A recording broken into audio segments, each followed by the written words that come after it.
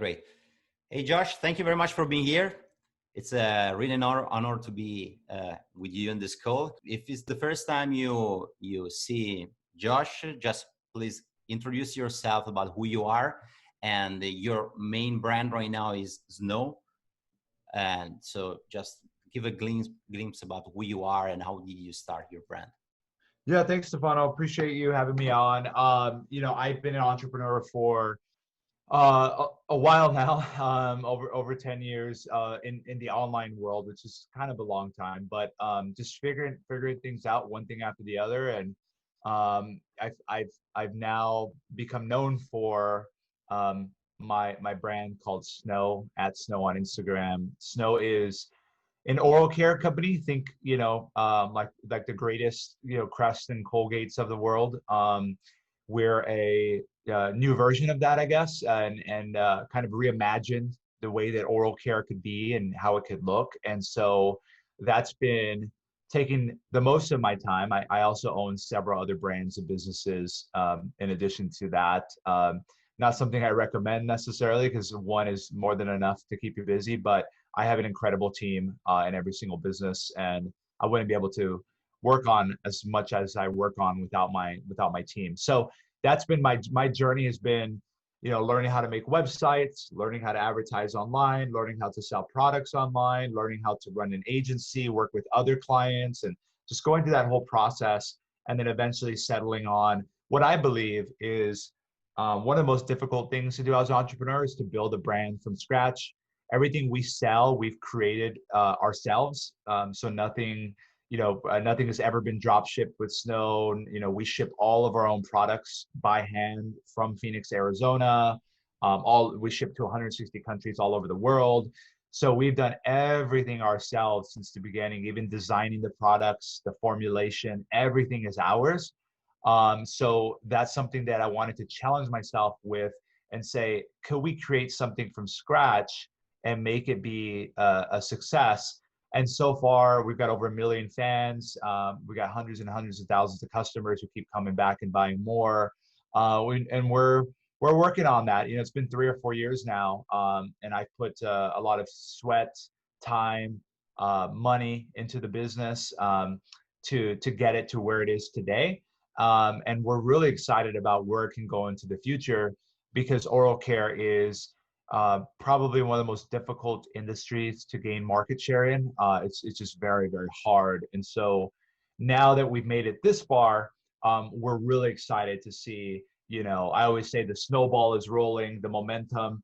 Let's see where it takes us. But that's where I'm at today. And I get to do everything that I've learned over my life in essentially my brands, from media buying, designing, formulation, packaging, customer service, you name it. I get to do it all in one, which is kind of, I call it the Olympics of entrepreneurship, because you have to do all of it, the decathlon of entrepreneurship. So that's where I am today. Yeah, that's really cool and interesting. So that's really interesting as well, the fact that you said that you built a lot of knowledge during the past years, and now we are blending and mixing all these different things together. And what do you think is the main and most important thing that today is helping you in your business? I would say when I started entrepreneurship, I wanted everything to happen fast. I was like, I want to make $1 million a month tomorrow. I want to, or make $1 million tomorrow. I want to be a millionaire tomorrow. I want to have a Lamborghini tomorrow. I want to, have a penthouse tomorrow. Everything was tomorrow. And so I was constantly finding myself frustrated and upset that I wasn't growing fast enough. I wasn't making as much money as other people that were posting online, and just constantly beating myself up. I think now I've realized that honestly, in America, I think once you make over 100,000 a year or 200,000 a year, somewhere around there, depending where you live, if you live where you live in LA, you got to make a little bit more money. But if you live in the Midwest, you can make less money. But I would say after 200,000 a year, my life doesn't change that much. Like, I've got a Ferrari. Like, I'm huge into nice cars and stuff, but driving a Toyota or Ferrari, they get you to the same place. One gets you there a little louder and maybe a little faster, but You know, I can eat whatever I want to eat. I can, you know, do whatever I want to do pretty much. You know, I get to live the life I want to live. And so I realized that, you know, everything takes longer and costs more money than you expect it to all the time. You may get lucky once in a while and something happens faster than you think. If that's the case, hold on to it, enjoy it, be smart about it. Don't waste your money. So I think a lot of it has been the maturity in entrepreneurship, not just as a person or as an adult, but the maturity of realizing that, um, for example, I used to look at a business and go, I would say, oh, I'm buying so many shoes, I'm buying so many sweaters, I should start a sweater company. Like I'm spending all this money on sweaters, I should start a sweater company. And then I would look at things. I go, oh, Lululemon, that's such an easy business. They just sell pants. I could beat them. And a lot of this simplistic thinking of like, this is such an easy business, I should start it, to realizing it's a hard business. Everything is hard. The bigger it gets, the more difficult it is. Yeah. You have to focus on something for a long period of time, never give up, ask for help, build a good team. You can't do it by yourself, and it's not going to happen overnight. That for me is even more than media buying and influencer marketing, all these tactics that are very important for building a business. I would say thinking, I'm going to have this business for 25 years. How can I build it today so that it's valuable, even more valuable 25 years from now? And that my team is really proud of me. The community is really proud of me. You know, all of that. I think 25 years at a time. And if you think 25, and then you break it down, and then you think 5 years, and then you think 5 months, and then you think, what am I going to do the next 5 minutes? So like you break it down, but I think that would change a lot of the way that people think. It would change the way. Now, I'm not sitting here saying, oh, I'm going to give it 25 years before I make my first dollar, or like, oh, it takes time. No, I'm I'm racing. I'm running the marathon. Yeah. But I realized that if I sprint in the beginning of the marathon, I won't be able to complete the race and I'll have to start over. And so I think the longevity thinking of how can I do something for a long period of time, and that for me is what keeps me going, and realizing whether it's Facebook ads, Snapchat ads, TikTok ads, Google ads, they come and go. And what I want to stay there is my brand. And so I study a lot of the great brands like Montclair. You know, I study obviously a lot of fashion brands that have been around for a long time, but how do they, you know, go through recessions, and how do they keep growing, building their brand over a long period of time? That for me is what I've learned to study, versus how can I make $1,000 tomorrow by selling this product that doesn't even work, but who cares? That I've matured into that level. And not that I ever thought that way, but it's definitely easier to think that way when you're hopping from one thing to the next. Yeah, exactly. And that's probably as well the idea and the difference between like a simple drop shipping business model and a branded e-commerce. The drop shipping people are thinking in the quick buck and making money quickly and immediately and not thinking about the long term. And with e-commerce is different because you need to think about, of course, the marathon, as you said, like it's a long-term strategy where you need to build the team and everything. And as well, in your case, I'm noticing that you are investing a lot on your personal brand right now. How do you think it's important to connect your personal brand to your brand in order to get more exposure, more sales, and make your business even more valuable in the long run? Well, I wanted to read a couple of things. I wanted to become the entrepreneur that I want to follow.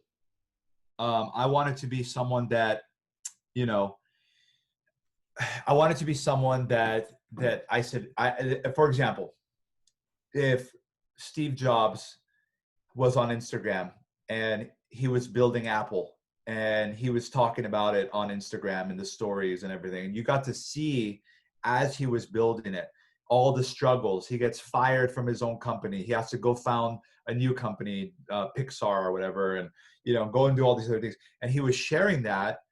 That might be interesting. And not that I'm, you know, I'll never, I don't think I'll ever be anywhere near as successful as Steve Jobs.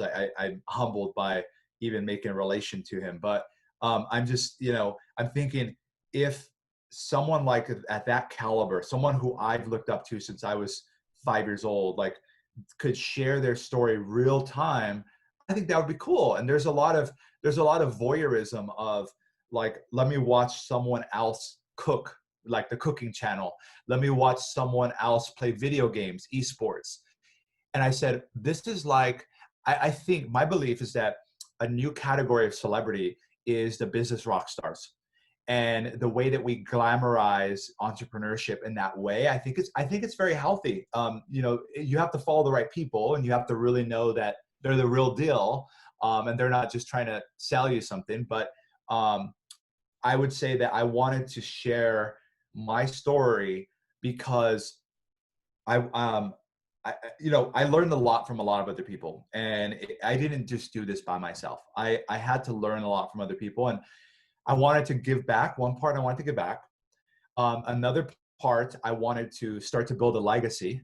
And the third part, selfishly, is we all have egos.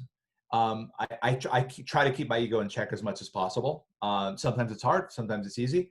The nice thing about Snow is that it's such a difficult business. It's so difficult to grow this business. It's so difficult that like one day I think I'm on top of the world, and then the next day, I get slapped in the face. It could be one thing or the other, right? Like, yeah, there's 1,000 things going on. So I've learned to be cautiously optimistic, but I shared that with my audience.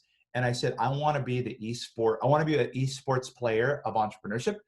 I want to build some legacy, but I also what I realized was that with my audience, I don't care if my audience buys Snow teeth whitening or whatever businesses I come up with or whatever. That's great. I love that. They get to participate and they get to see the product. Great. If you buy it, you buy it. But I don't share in the hope that you're going to necessarily buy the product.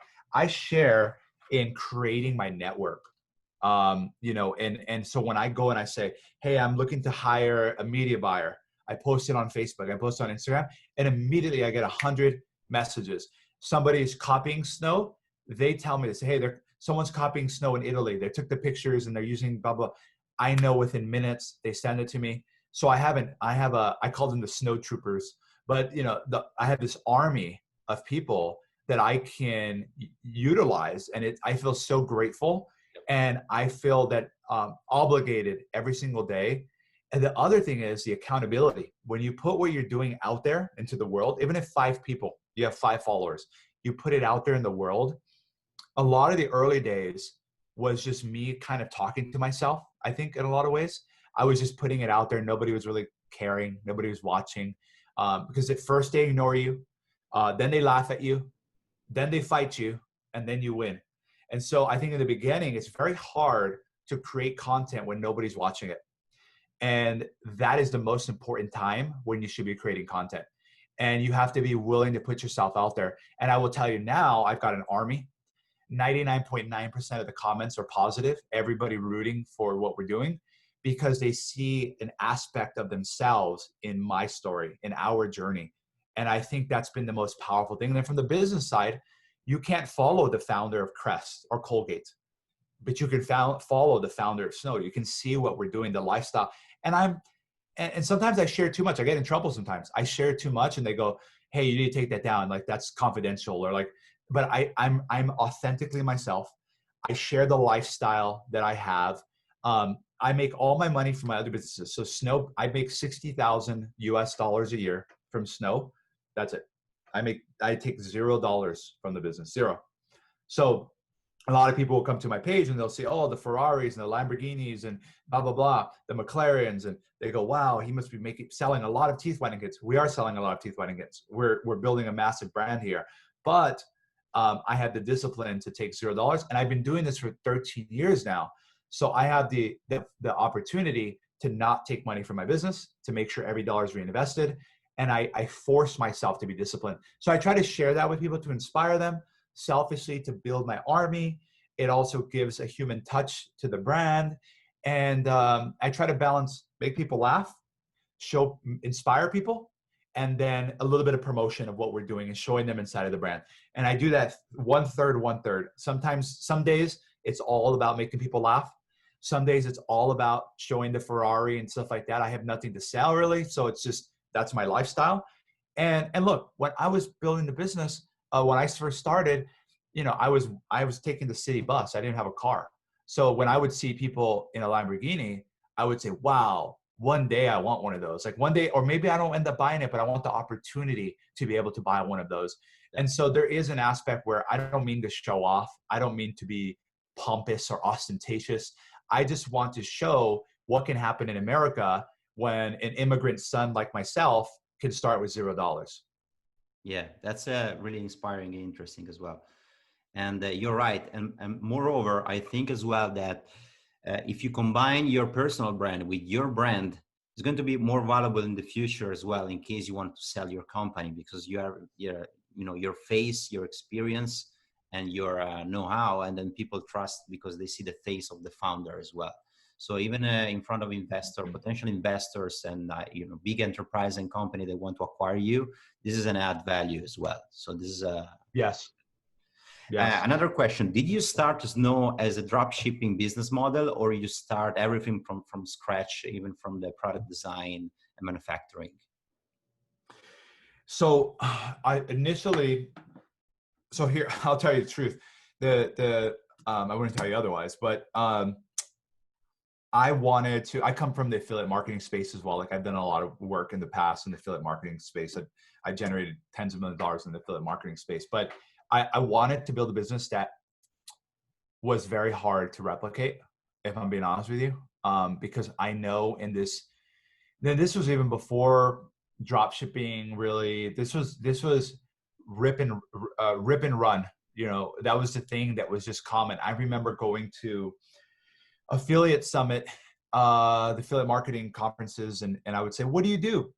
And they would say, oh, I can't tell you, or oh, I'm in the financial space. I go, oh yeah, like what traffic sources are you running? Yeah, a bunch of different ones. And I was like, how are we going to connect if you can't share anything about your business?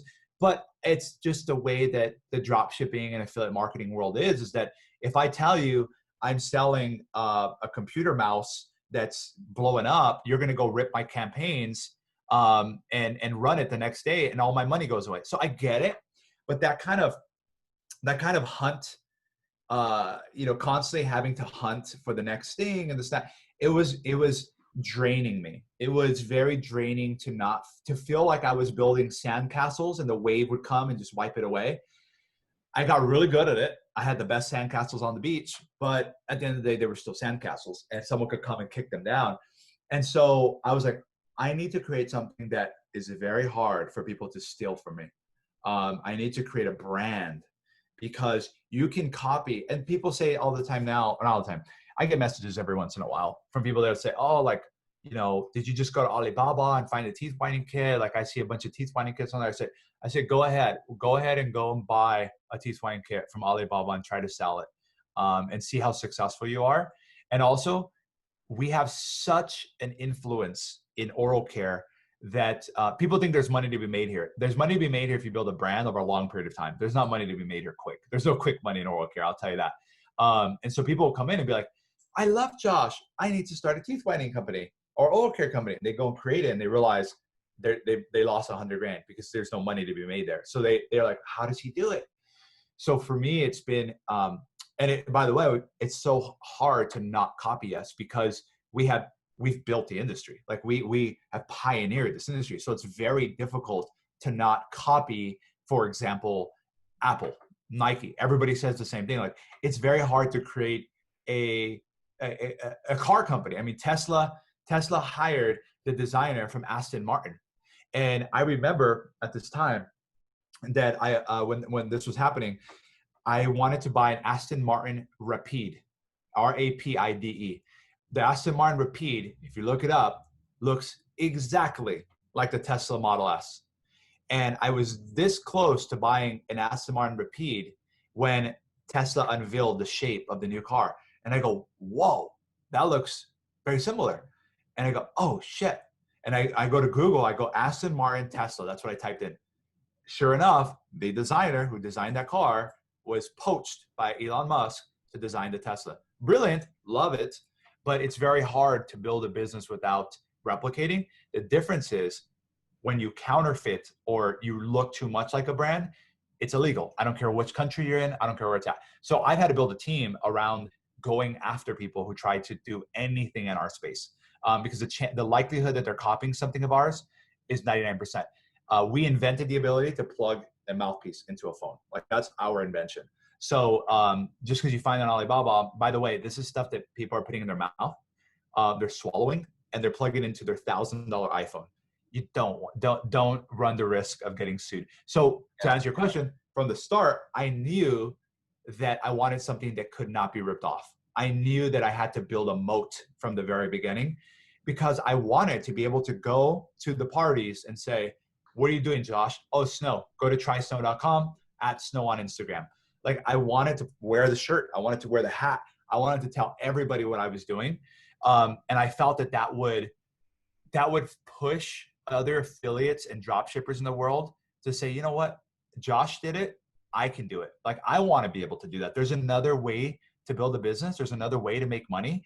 And by the way, the way I'm building Snow, like most of my friends, they make a lot of money and they take a lot of money out. They make 3-4 million, they put in their pocket, they go buy Lamborghinis. Like, you can do whatever you want to do. So it's not just like, if you build a brand and be poor for a long time, or drop ship and make money short term. No, there's a lot of ways. There are people that drop ship and don't make any money. So there's a lot of things in there. But for me, initially, I knew that we had to create a product that was going to be different, that was going to stand out. And so I just started contacting every manufacturer I could. I talked to everybody I could on clarity.fm, LinkedIn, everyone that I could talk to, chemists, saying, hey, can I pay you $500 for 30 minutes of your time? I want to talk to you about something I'm working on. I just want to get to pick your brain on it. Do you know anybody? Do you know anybody? Do you know anybody? Just boom, boom, boom, boom, boom. 6 months later, I had the factory create the very first version of what is now the Snow Teeth Whitening Kit. And I probably spent about $100,000. So it wasn't like free for me to do, but keep in mind, I was a very, very successful millionaire at this time. I could have spent $1 million doing it. I still had the discipline to say, I'm going to spend $100,000. Let me see where this goes. Let me see what happens. Let's see if the formula really is that good. And it wasn't perfect from the beginning. It's still not perfect. Every 2 or 3 months, we change the formula. Every 2 or 3 months, we change the packaging. We change the technology. We're always changing it. So don't feel like you have to spend $100,000 from day one. Don't feel like you have to invent something that's never been done before from day one.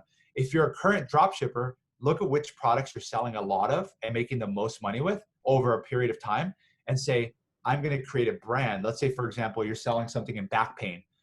How many people have back pain? Everybody. So you go, okay, well, this little tool that massages my back, what are the reviews? Let me call the customers from my drop shipping store and say, what did you like? What did you not like? What are the reviews like? Go back to the manufacturer you're buying from and say, hey, can you make some optimizations on the product? And then all of a sudden you build the back pain company. Buy the domain backpain.com. Like, think in that way. And before you know it, you have 200 products all around back pain, and you're selling everywhere. You're doing advertising everywhere. And now you have a brand that started with a drop shipping of a massage product, Yeah, and then became a huge brand. Yep. Yeah, that's really interesting. And you said that right now you're also managing and doing other business other than Snow. Are they e-commerce business, or are you focused on affiliate marketing and other businesses not related to e-commerce straightly, so products?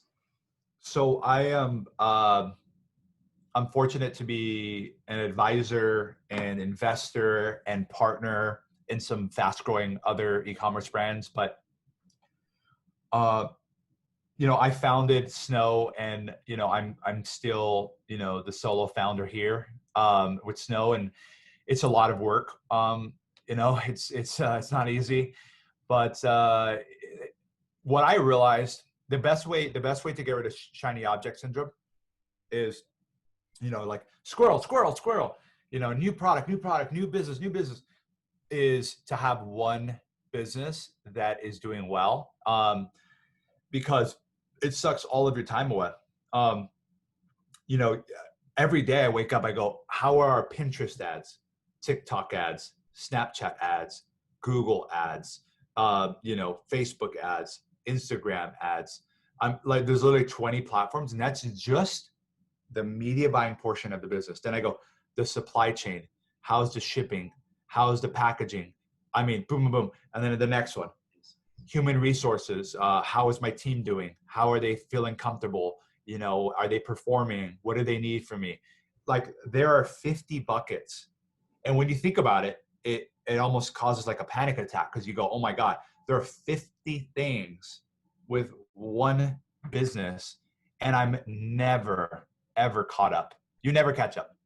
You know, I forgot what it's like to not have emails in my inbox. I forgot what it's like to respond to somebody the day that they respond.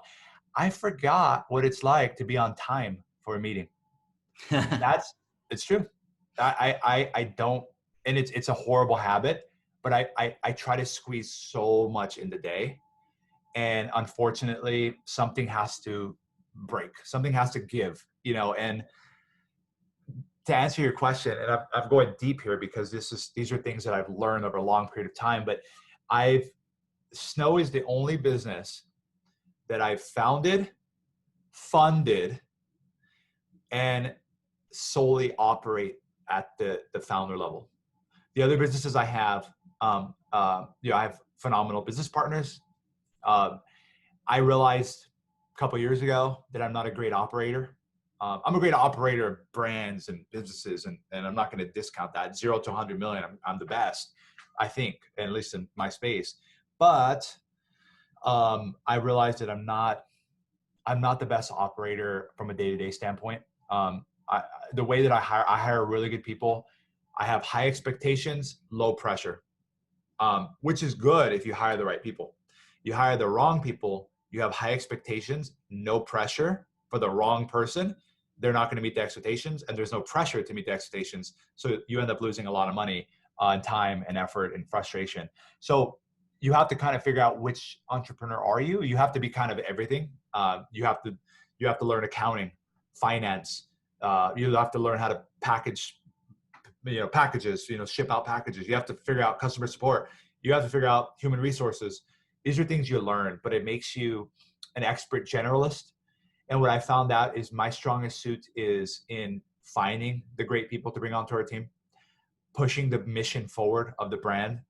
And these are things that expend a lot of energy because it's creative energy, and it's monumental for the business. Because if I decide as a CEO that that Snow is going to sell shoes, snow white shoes, we could go bankrupt. We could lose everything. And they will follow the direction I set them. And not just because I'm the boss, we work as a team, I'm a teammate, but it's because my job on the team is to drive the direction of this business. So with that being said, I get to advise a lot. A lot of my time is spent on calls, and it's spent on thinking. So I get to advise a lot of other brands, but the brand, this is the only brand that I wholly own and wholly operate. Okay, cool. Great. That's talking about the team. What is the number one priority or skill you're looking in a partner usually when you start a new brand, or when you start Snow, when you had to look Looking for a partner, for a business partner? Yeah. Oh yeah. I'll give you an example. So my business partner Anthony, for example, Anthony Strandria is a phenomenal partner to me, because he understands where his zone of genius is, and I don't step in there only to play devil's advocate, so I can be like, well, what if this happens, or what if? I think that being a strong operator, day to day, hiring people, managing people, managing the day-to-day finances, the day-to-day projects, like the project management, operations, the one who's taking notes and executing upon it, putting the plan together. If I have someone who is a creative type like me, they call them the implementer and the visionary. I'm probably 80% visionary, 20% implementer. Yeah. Somehow Snow has become the number one brand in our space with my phenomenal team. Thank goodness. but I'm 80-20. Anthony can be, 50-50 if he needs to be, but he's okay being 80% implementer. So no ego, I think, is key. Being able to challenge me if I go, we need to create this. In Snow, if I go in, I say, we're going to create a toothbrush. The team is a little bit more likely to be like, okay, all right, what are you thinking about it? They're a little bit like, okay, they're cautious, but they're going to go with it. If I go in and tell Anthony we're creating an app, he might be like, are you sure that's the right time right now? How much is it going to cost? Why don't we wait on it for a while? Why don't we talk to 5 people who are going to make it? He challenges me because he's the one who is responsible for implementing the team is too. Snow, I'm responsible a little bit for implementing at least initial steps, and then my team is in charge of doing the rest. So I've learned to respect them as well. I'm not coming every day and saying, new idea, new idea, new idea. Why aren't you guys implementing faster, faster? Because then you're just a big baby. So I think the ideal partner for me is someone like Anthony's the perfect partner for me, and everybody's different. But for me, it's Josh has crazy ideas sometimes. Josh is very outspoken. Josh's job is to bring in the big money and solve the problems that nobody else can solve. And a lot of times they're intellectual problems, lawsuits, things like that. Throughout the day, my job is to have the mental capacity to handle a very difficult challenge so that my operator can continue operating the day-to-day business. So for example, if we're raising money or we're selling the business, that's my job. My job is to raise money or to sell the business, to work with the partners to get more money from them, to work with the shipping partners to lower rates. Those type of changes, negotiations and stuff take a lot of mental energy. That's where I'm spending. Anytime it's something like that, Anthony just hands it over to me. He goes, yo, can you handle this? Because I've got to keep making sure everything's running. So I think that's very important because I've worked with creative types, and it's really fun in the beginning because you're sharing ideas back and forth. You go, oh, we should have a Coca-Cola and we should have cherry on it. Yeah, we should do cherry on it. Oh, let me write this down. And what I call mental masturbate. You masturbate mentally back and forth. And it feels so good. And then you go home and then it kind of just sits there for a while. And then you meet up again. You go, we need to meet up again. Let's have coffee again. Let's have dinner. And you just keep wanting to meet up, and you mentally masturbate, and then you go home. And then you mentally masturbate, you go. And after a while, nothing gets done. So you need someone who is going to implement. I realized that if I work with creative types, it's a lot of fun. I love having dinner with creative types. I love, having advisors or, whatever. But business partner, if we're both creative, there's no one there that's implementing. There better be a third business partner that's implementing, and poor guy. But and the other thing too is we may fight. I'm creative, a visionary implementer in the middle. Visionaries may fight. What you see end up happening is that these two end up breaking away, and this one gets bought out or ends up leaving or feeling upset or betrayed or ends up hurting the business. So I've realized that now I cannot run a business. I can invest in visionaries. I'm good at that. I can advise visionaries, pretty good at that. But I prefer to work with implementers. We just get a lot more done together because without that, I don't get anything done. Yeah. Thank you. Yeah, basically, that's something you're looking for, like a counterpart as well that can compensate what you are not very good at.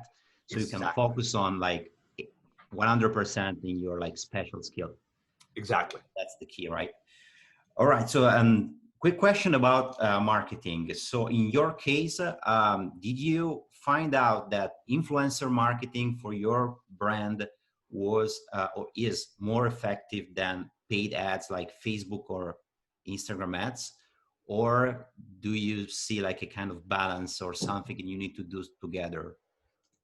Yeah, no worries. And by the way, it's my fault for talking so much, but I've got to jump on a call right after this. So if it's okay with you, this will be the last question, but it's a really good one, because influencer marketing empowers our advertising. It enhances our advertising because the more that people see your brand associated with someone that they like and trust, people buy from who they like and trust. So if you've got someone who they like and trust, like a celebrity or an influencer, anyone, they're closer to the person, the more powerful it is. So if If you watch a TV show your entire life and that person from the TV show says, Stefano, you should buy Snow. You're like, wow, I should check this out. Like, I love this guy. Oh my gosh. You know, versus maybe a Kardashian. If you don't connect to a Kardashian and they say, go buy Snow, you're like, she got paid for this. Yeah, I'll check it out, but I'm not going to buy it. She doesn't use it. So the affinity, I think, is really important, but it empowers our paid advertising because we can use that content on our website and our ads. You know, if we have the licensing rights, we can do that.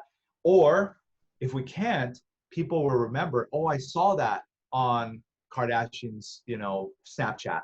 So the recall is very strong. And at the end of the day, it's easier. The incremental cost to acquire the customers over time should go down when you're building a brand. So the fast track to building brand is to leverage other people's brand. They've spent their whole life building it.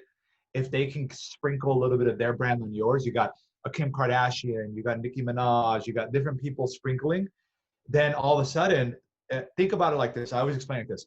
You're the new guy in town, and you have Kim Kardashian or Kylie Jenner. Kylie Jenner says, Stefano, hey, I'm having my birthday party. I want you to come meet all my friends. You go, okay, I'll go. You go, and Kylie Jenner goes, hey, Stefano, he's new in town. He's so hilarious. I love him. I've known him for a long time. Great guy. Talk to him. Now all of a sudden, Kanye West is like, oh, what's up, Stefano? Like, so where are you from? Like, what's up? All of a sudden, you're in the A-list circle. So if you can get that type of endorsement to your brand, it's a fast track to success. Yeah, great. Thank you very much. All right, Josh, I don't want to waste too much of your time. Thank you, brother. Thank you.